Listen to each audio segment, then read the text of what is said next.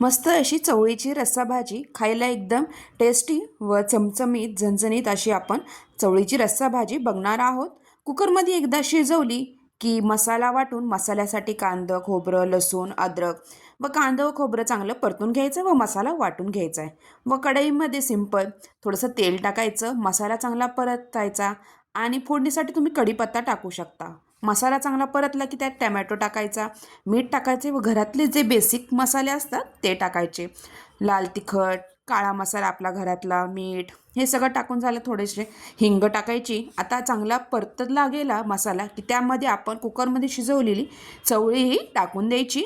ही चवळी कुकरमध्ये चांगली शिजली गेलेली आहे, त्यामुळे इथे ही रस्साभाजी शिजायला वेळ लागत नाही, झटपट इथे आपली चवळीची रस्साभाजी रेडी होते।